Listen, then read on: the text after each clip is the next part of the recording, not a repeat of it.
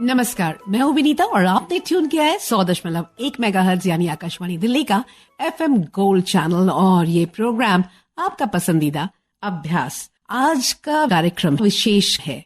कार्यक्रम इसलिए विशेष है क्योंकि आज अभ्यास की टीम आई है महाराष्ट्र पुणे यूनिवर्सिटी और हमारी आज के एक्सपर्ट हैं डॉक्टर श्रुति तांबे, head of the department of sociology, centre for advance studies, Savitribai Phule, Pune university. और साथ में वो डायरेक्टर भी हैं यूरोकल्चर, सावित्रीबाई पुणे यूनिवर्सिटी की। और आज का विषय चूंकि सोशियोलॉजी है तो आपके भेजे सवाल हमारे समक्ष है। सबसे पहले हम उनका बहुत बहुत स्वागत करना चाहेंगे स्टूडियो में। और कार्यक्रम का आगाज जैसा कि हम हर एपिसोड में करते हैं, आज भी एक्सप्लेनर सेगमेंट से होगा, जिसे सुना रहे हैं घनश्याम। G20 की भारत की अध्यक्षता। भारत ने 1 दिसंबर 2022 को G20 की अध्यक्षता संभाली। भारत की अध्यक्षता का विषय वसुधैव कुटुंबकम, एक पृथ्वी, एक परिवार, एक भविष्य है। वैश्विक अंतर संबंध को रेखांकित करता है और भारत गृह समर्थक दृष्टिकोण को दर्शाता है। ये इंगित करता है कि भारत वैश्विक अंतर संबद्धता को मजबूत करने की कोशिश करेगा, इस जुड़ाव की खूबियों पर निर्माण करेगा और किसी भी परिणामी चुनौतियों का सामना करने के लिए नवीन समाधान खोजेगा। G20 अंतर्राष्ट्रीय आर्थिक सहयोग का प्रमुख मंच है, जो वैश्विक सकल घरेलू उत्पाद का लगभग 85%, विश्वव्यापी व्यापार का 75% से ज्यादा और विश्व जनसंख्या का लगभग 2/3 का प्रतिनिधित्व करता है। G20 की अध्यक्षता के दौरान भारत पूरे भारत में कई स्थानों पर 32 विभिन्न क्षेत्रों में लगभग 200 बैठकें आयोजित करेगा। अगले वर्ष आयोजित होने वाली G20 शिखर सम्मेलन भारत द्वारा आयोजित की जाने वाली सर्वोच्च प्रोफाइल अंतर्राष्ट्रीय सभाओं में से एक होगा। भारत ने अपनी G20 अध्यक्षता के लिए कई प्राथमिकताओं की पहचान की है: समावेशी, न्याय संगत और सतत विकास, महिला सशक्तिकरण, डिजिटल सार्वजनिक अवसंरचना और स्वास्थ्य, कृषि, शिक्षा, वाणिज्य, कौशल मानचित्रण और सांस्कृतिक और पर्यटन में तकनीक सक्षम विकास, जलवायु, वित्त पोषण, परिपत्र अर्थव्यवस्था, वैश्विक खाद्य सुरक्षा, ऊर्जा सुरक्षा, हरा हाइड्रोजन, आपदा जोखिम में कमी और लचीलापन, विकासात्मक सहयोग, आर्थिक अपराधों के खिलाफ लड़ाई और बहुपक्षीय सुधार। भारत की G20 अध्यक्षता के तहत रोजगार कार्य समूह मानव पूंजी के निर्माण और काम के भविष्य से उत्पन्न होने वाली चुनौतियों का समाधान करने में महत्वपूर्ण भूमिका निभा सकता है। नए G20 अध्यक्ष के रूप में भारत को महामारी और रूस यूक्रेन युद्ध के बाद वैश्विक आर्थिक और वित्तीय स्थिरता बहाल करने के लिए सामूहिक कार्रवाई करने की जिम्मेदारी विरासत में मिली है। भारत G20 प्रेसिडेंसी के रूप में बांग्लादेश, मिस्र, Mauritius, Netherland, Nigeria, Oman, Singapore, Spain और संयुक्त अरब अमीरात को अतिथि देशों के साथ साथ अंतर्राष्ट्रीय सौर गठबंधन, आपदा प्रतिरोधी बुनियादी ढांचे के लिए गठबंधन और एशियाई विकास बैंक के रूप में आमंत्रित करेगा। अतिथि अंतर्राष्ट्रीय संगठन। सबसे पहले मैम आपका बहुत बहुत स्वागत करना चाहेंगे हम स्टूडियो में। धन्यवाद। और जैसा कि हम हर कार्यक्रम में करते हैं कि हमारे पास सवालों की एक फहरिस्त होती है, एक लिस्ट होती है। तो मैं जो सबसे पहला सवाल आपके समक्ष लाने वाली हूँ वो है, मैं दीपिका शर्मा हूँ और मेरा एक्सपर्ट से ये क्वेश्चन है, वैश्वीकरण क्या है? भविष्य के लिए समाजशास्त्र, विश्व और श्रम के लिए समाजशास्त्र। ये तो बहुत बड़ी फेरिस्त की शुरुआत ही एक लंबे चौड़े से सवाल से आपने कर दी है। जी जी। वैसे तो पहले ही मैं एक बात विनीता जी आपको बता दूं कि मेरी मातृभाषा पितृभाषा मराठी है जी। हिंदी तो मैं बोल लेती हूँ हाँ। लेकिन अगर कोई गलती हो तो आपसे और हमारे सारे आकाशवाणी के श्रोताओं से मेरी बिल्कुल हाथ जोड़ के विनती है कि माफ करिएगा, क्योंकि आप तो जानती है तू तुम और आप हर प्रदेश में अलग तरीके से बोला जाता है और मराठी का व्याकरण कुछ और है और हिंदी का और। तो पहले ही मैं आपको बोल दूंगी कि अगर बोलने के सिलसिले में कुछ ऊपर नीचे हो जाए हिंदी की लेवल पे तो प्लीज मुझे माफ करिएगा। श्रुति मैम, इट्स अ प्लेजर कि आपने इतना वक्त दिया हमें और हमारी टीम यहाँ पुणे में आपसे बातें कर रही हैं, ये बहुत बड़ी बात है। तो पहला सवाल हमने आपसे पूछा था, हमें उम्मीद है कि उसका बिल्कुल।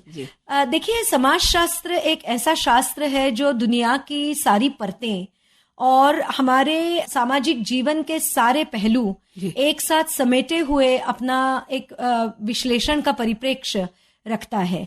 तो जब हम वैश्वीकरण की बात, ग्लोबलाइजेशन की बात करते हैं, तो मैं तो एक बड़ी मजेदार बात पहले आपको बताऊंगी कि हमें ऐसे लगता है कि वैश्वीकरण या ग्लोबलाइजेशन की जो पूरी डिस्कशन है वो कहीं 1990 से आगे ही शुरू हो गई और ये कहीं 30 साल पुराना एक नया सा दौर हमारी जिंदगियों में आया है। लेकिन एक समाजशास्त्री है बहुत ही प्रतिष्ठित, सुप्रतिष्ठित, और वो योरान थर्बॉन, स्वीडिश समाजशास्त्री, और वो ये कहते हैं कि वैश्वीकरण की अलग अलग कालों में अलग अलग तरह से एक, जैसे आप कहते हो लहर, तो वो लहर आती रहती है। तो जैसे जब क्रिश्चियनिटी पूरी दुनिया में फैलती गई, वो भी एक ग्लोबलाइजेशन था। फिर इस्लाम और बुद्धिज्म सारी दुनिया में पहुंच गया, वो भी वैश्वीकरण था। और आज के जमाने में जिस तरह का व्यापारवाद, बाजार की एक पूरी अहमियत हमारी जिंदगी में होना, ये एक नई लहर है। इसमें 2-3 तरह की चीजें आज हो रही हैं। एक तो हम जानते हैं कि पूरी दुनिया की इकोनॉमी जैसे सिमट गई है, इंटीग्रेट हो गई है, जैसे कि हम एक इकोनॉमी में जी रहे हो। तो न्यूयॉर्क का स्टॉक मार्केट अगर गिरता है तो बंबई में भी डर का माहौल तुरंत हो जाता है, उसमें कोई बिल्कुल काल का अंतराय हो नहीं पाता। उसी तरह से आज ग्लोबलाइजेशन का और एक जो पहलू है वो है हमारी सबकी मूल्य व्यवस्थाएं और हमारे सोचने के ढंग, खाने पीने के तरीके और पहनने ओढ़ने के तरीके भी वैश्वीकरण के इस दौर में पश्चिमी सभ्यता के अनुसार एक परिचित दिशा में जाने के लिए बिल्कुल जैसे लोग आतुर बैठे हुए हो, इस तरह से एक माहौल है। सो आज का वैश्वीकरण ये सामाजिक है। अर्थशास्त्री तो उसके बारे में बहुत कुछ बताते ही हैं, लेकिन जब आर्थिक रचनाएं बदलती हैं तो उसका हमारे किचन में, हमारे बेडरूम में, हमारे बच्चे की परवरिश में जिस तरह का एक बहुत गहरा संबंध आता है वो समाजशास्त्र दिखाता है। और इसमें बस एक छोटी चीज मैं आपको इसलिए बताऊंगी कि जिस तरह से पिज्जा आज एक ग्लोबल फूड हो गया है और हाउस होल्ड फूड, आप यूरोप में जाइए, आप चाइना में जाइए, आप जापान में जाइए, आप वो पाओगे। तो वैश्वीकरण का ये सबसे एक साधारण मैं कहूंगी उदाहरण हो सकता है, लेकिन उससे भी ज्यादा आज जिस तरह से लड़के लड़कियां खुद की अस्मिताओं को देख रहे हैं, खुद की आकांक्षाएं परख रहे हैं, उसमें भी वैश्वीकरण की झलक हमें दिखती है। निश्चित। आपका दूसरा छोटा सवाल मैं लूंगी कि सोशियोलॉजी के नए दायरे और नए क्षितिज क्या है जी। और उसमें 2 प्रमुख क्षितिज आपने यहाँ अभी उदाहरण के तौर पे रखे हैं मेरे सामने। मानव का भविष्य क्या होगा, ये सोचने के लिए ना ही सिर्फ हमें किसी ज्योतिष की जरूरत है, लेकिन हम जानते हैं कि विज्ञान के अनुसार प्राकथन करना, भविष्य का अनुमान लगाना, ये समाजशास्त्र का एक बहुत महत्वपूर्ण कार्य रह चुका है। और इसलिए फ्यूचर क्या होगा, एक तो बायोलॉजिकल लेवल पे भी आप अगर देखो तो जिस तरह से अब जेनेटिक्स की रिसर्च आगे जा रही है, बायो इन्फॉर्मेटिक्स में जिस तरह से नए नए अनुमान लगाए जा रहे हैं, तो मानव का सामाजिक आयुष्य ये पहले जैसा था वैसा तो रहेगा नहीं। और फिर ये तो तय है कि उसके सारे पहलू, फिर जैसे आपकी जो निजी जिंदगी है, आपकी धर्म व्यवस्था है, आपकी जो एकदम परिवार और वहां के सारे मूल्य और रहन सहन है, वो भी बदलेगी। सो एक शाखा ये है जो मानती है कि तकनीकी व्यवस्था में मानव का सामाजिक आयुष्य पूरा बंधा जाएगा, और दूसरी शाखा ये मानती है, दूसरा एक प्रतिपादन ऐसा है कि ऐसा नहीं होगा। बहुत सारे दौर आए, सालों साल नहीं सदियां गुजर गई, लेकिन मानव ने हमेशा कुछ नया सोचा है और नई जीने की तरतीब सोच के आगे चलता गया है। तो मानव तकनीकी को हावी नहीं होने देगा। अब हम अगले सवाल की ओर चलते हैं और ये सवाल है, मेरा नाम बलविंदर है और मैं चंडीगढ़ से बोल रही हूँ। मेरा सवाल एक्सपर्ट से है, क्या भारत में संयुक्त परिवार का विघटन हो रहा है? जॉइंट फैमिली की जो परिभाषा की गई ब्रिटिश काल में वो ही थोड़ी कुछ आर्टिफिशियल थी।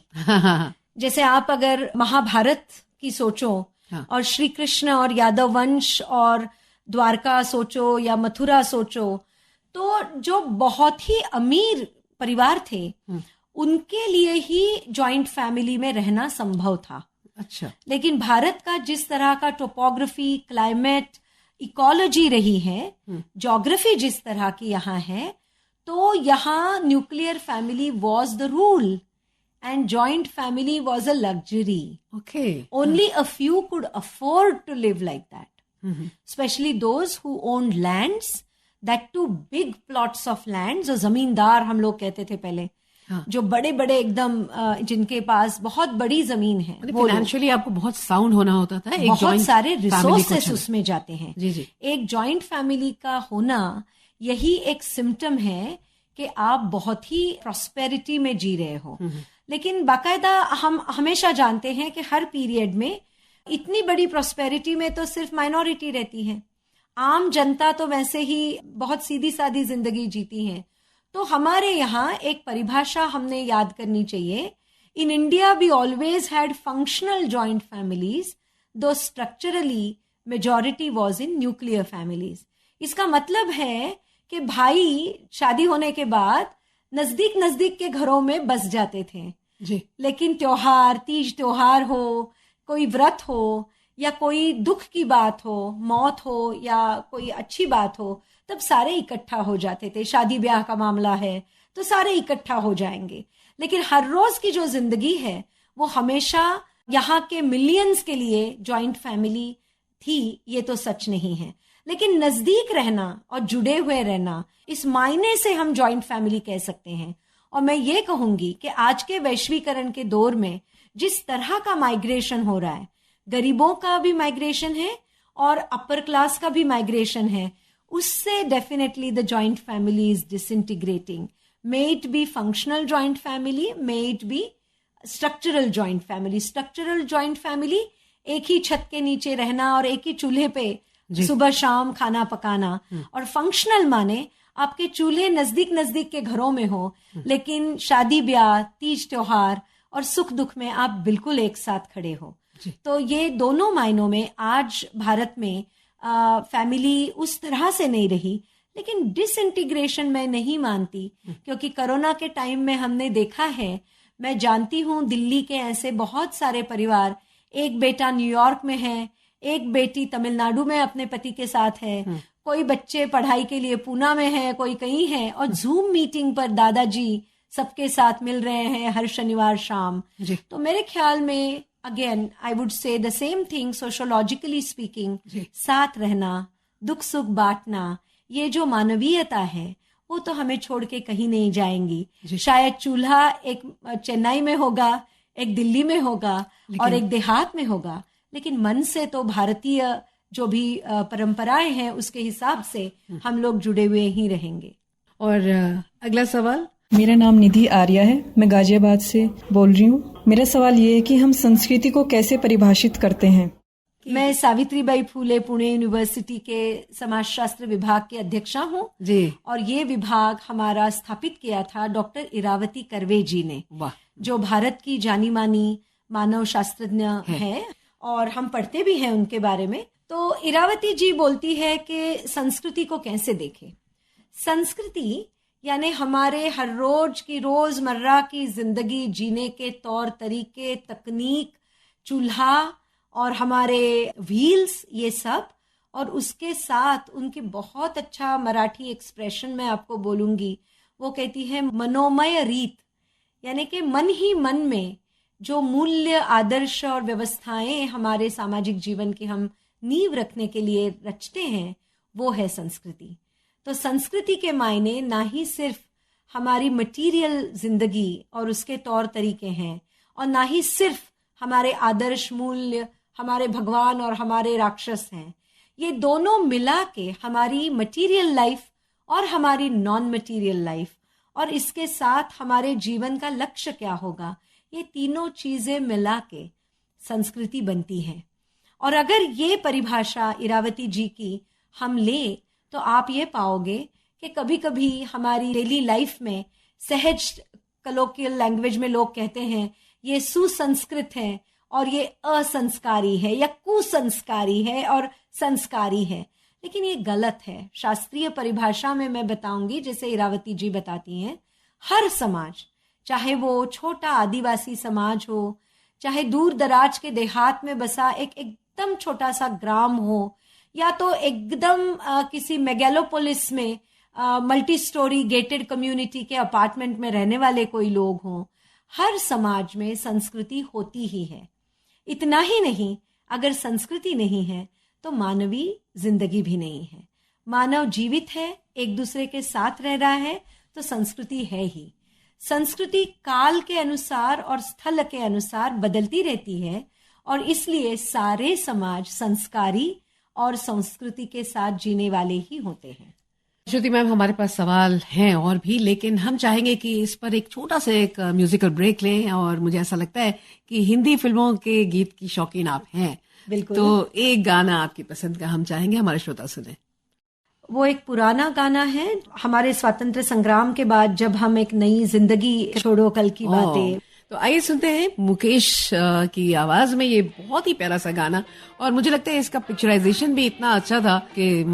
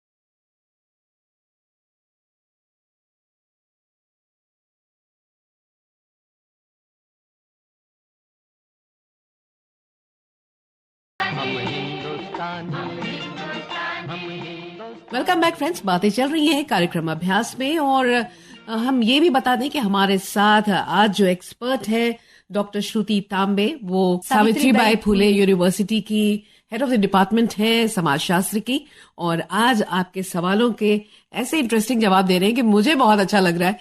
और मेरा ख्याल है जो एग्जाम्स की तैयारी कर रहे हैं उनके लिए ये बहुत ही इंटरेस्टिंग वे में जिस तरीके से आप बता रही हैं, उनके लिए ये रजिस्टर करना बड़ा इजी होगा। तो वो तो हो ही रहा है, लेकिन मैं ये भी चाहती हूँ कि हमारे जो लिसनर्स हैं, बिल्कुल इस वक्त जो ट्यून इन करके सुन रहे हैं, अगर वो इस कार्यक्रम में कुछ तब्दीली चाहते हैं तो 9289094044 पर व्हाट्सएप करें, अपने ओपिनियन दें, और साथ ही उनके पास जो सवाल हैं वो हम तक पहुंचाएं।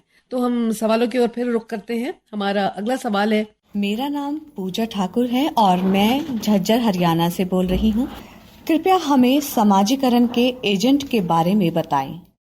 Well, the agents of socialization are many, and as we know, typically in sociology, we teach the students, it starts with family, very near and dear relatives, then our neighbors, then our school is another agency of socialization, and then of course the wider society through its various structures. Okay. That's how we are socialized. But I would highlight one agency now in 21st century, which is media. And I think AIR itself is one of the modes, therefore, of agents of socializations. जिस तरह से आप अभ्यास कार्यक्रम के तहत विद्यार्थियों को ये बता रहे हो कि समाजशास्त्र क्या है और इसकी पढ़ाई क्या लाएगी उनकी जिंदगी में, ये भी एक तरह से सामाजिकरण का एक बहुत बड़ा मुद्दा है और बहुत बड़ी उपलब्धि हो सकती है। तो media is one of the latest ones which is now so important and so all pervasive. मुझे लगता है कि बुजुर्गों से लेकर बच्चों तक, सुबह 5 बजे से लेकर रात के 2 बजे तक सोशल मीडिया चलता ही रहता है, और ये आज के जमाने में सोशलाइजेशन अलग अलग तरीकों से कर रहा है। तो हमारे पास और कुछ सवाल हैं। विकास प्रशासन के लिए समाजशास्त्र क्यों और कैसे महत्वपूर्ण है? मुरारी लाल, जयपुर से। समाज शास्त्र सामाजिक जीवन जीने का एक अच्छा तरीका हमें बताता है, और सामाजिक जीवन अच्छे तरीके से, संतुलित तरीके से जिए तो एक समाज विकास की ओर किस तरह से बढ़ पाएगा, इसका एक हमें ब्यौरा भी देता है। एक अच्छा नागरिक ही एक अच्छा अधिकारी बन सकता है। एक अच्छा ब्यूरोक्रेट होने के लिए एक बेसिक क्राइटेरिया है, whether you know your society, whether you understand what is the history of that society and what could be the planned future for the well-being of everyone in that society. और अगर ये सारे मुद्दे आप ध्यान में रखोगे तो डेवलपमेंट एडमिनिस्ट्रेशन के लिए सोशियोलॉजी का होना कितना अहमियत रखता है ये आप जान पाओगे। सो विनीता जी, आज के इस प्रोग्राम के जरिए मैं सारे श्रोताओं को ये बताना चाहूंगी कि मैक्स वेबर जैसे यूरोपियन जो थिंकर थे, उन्होंने ब्यूरोक्रेसी पे जो काम किया उसमें बार बार ये उन्होंने हमें बताया कि bureaucracy is the need of modern societies. Modern society इतनी व्यामिश्र है, उसमें इतनी कठिनाइयां और इतने तरह के लोग और इतनी समस्याएं हैं कि वो सुलझाने के लिए आपको वैज्ञानिक तरीके से ही सोचना पड़ता है। सो scientific planning, scientific execution, policy planning, policy implementation, इसके लिए आपको एक्सपर्ट्स की एक मानो फौज चाहिए, और वो फौज होती है ब्यूरोक्रेसी। लेकिन अगर ये bureaucracy well motivated, well informed, well studied नहीं है तो उस समाज में उस तरह से एडमिनिस्ट्रेशन अच्छे तरीके से होगा नहीं। गुड गवर्नेंस के इश्यूज हमेशा रहेंगे, और इसीलिए सोशियोलॉजी हमारे देश में, आज हम लोग अमृत महोत्सव मना रहे हैं हमारी आजादी का, लेकिन 50 के दशक में ही हमारे देश में विकास का मुद्दा जिस तरह से अहमियत लेकर आया था, क्योंकि गरीबी थी, लोग लिटरेट भी नहीं थे, और इस भयानक गरीबी को जूझने के लिए हमें एक प्लान्ड एफर्ट करना चाहिए था, पूरा देश, इतना बड़ा देश। और ब्यूरोक्रेट्स जो है उन्हें इसलिए आज भी भारत में भारत सरकार ये कहती है कि आपको ना ही सिर्फ एडमिन करना है लोगों को, आपको परिवर्तन लाना है, और बिल्कुल गांव देहात में बसे हुए लोगों को लेकर विकास की गंगा तक पहुंचना है, और दूसरी तरफ भगीरथ बन के विकास की गंगा आपको छोटे छोटे गांव कस्बों में ले आनी है। तो हमारा डेवलपमेंट एडमिनिस्ट्रेशन दुतरफा जो है वो रोल करता है। लेकिन मुझे लगता है कभी कभी कि भारत के संविधानकर्ताओं ने और हमारे आज तक के सारे प्रधानमंत्री और मंत्रीगणों ने शायद मैक्स वेबर पढ़ी है। वेबर कहते हैं कि अगर सिर्फ इलेक्टेड रिप्रेजेंटेटिव्स ही डिसीजंस करेंगे तो वो एक तरफा हो सकते हैं, और अगर सिर्फ एक्सपर्ट्स डिसीजन करेंगे, सिर्फ ब्यूरोक्रेसी डिसाइड करेगी वो भी एक तरफा हो जाएगा। तो हर क्षेत्र में मैं मानती हूं कि समाज शास्त्र का एक आपके लिए बड़ा सा उपलब्धि का रास्ता खोलना उस जैसा काम है, और एक कुंजी है समाज शास्त्र का ज्ञान जो आपको समाज के प्रति आपकी जिम्मेदारी, आपकी भागीदारी और आपकी संवेदनशीलता का एहसास हमेशा देती रहती है। चलिए, बहुत बहुत बढ़िया। मेरा ख्याल है कि अब हम फैक्ट फाइल सुन लेते हैं। एक बहुत ही इंटरेस्टिंग सेगमेंट है और इस बार का विषय भी बड़ा इंटरेस्टिंग है, वो है ऑल अबाउट मिलेट्स। प्रधानमंत्री जी ने इसको बहुत ही जब बोला तो सभी को इसकी वैल्यू नजर आई। तो आइए सुनते हैं। विनीता जी, मैं इसमें और एक जोड़ूंगी। महाराष्ट्र सदियों से मिलेट प्रोडक्शन यहाँ का बहुत अच्छा रहा है। हालांकि पिछले कुछ दशकों में वैश्वीकरण के आते हुए थोड़ा वो कम होता जा रहा है, लेकिन आजकल महाराष्ट्र में ये एक सिविल सोसाइटी इनिशिएटिव भी है कि मिलेट खाएं। तो बस सुनते हैं हम लोग, और इसे पेश करेंगी कविता आत्रेय। बाजरा एक प्रकार का अनाज है जो घास परिवार पोएसी का एक हिस्सा है। इस छोटे गोल साबुत अनाज को खासकर एशिया और अफ्रीका में उगाया जाता है। बाजरा कई प्रकार के होते हैं। हालांकि सबसे आम किस्मों में फिंगर बाजरा, फॉक्सटेल बाजरा, पर्ल बाजरा, प्रोसो बाजरा, छोटा बाजरा और ज्वार बाजरा को शामिल करते हैं। बाजरा पोषण से भरपूर है, इसलिए कई आहार विशेषज्ञ यानी कि डाइटिशियन इसे नाश्ता में शामिल करने की सलाह देते हैं। बाजरा में सूक्ष्म पोषक तत्व जैसे लौह, कैल्शियम, मैग्नीशियम और फास्फोरस प्रचुर मात्रा में पाया जाता है। बाजरा कम ग्लाइसेमिक इंडेक्स वाला अनाज है। इसमें रोल्ड ओट्स की तरह फाइबर भी है।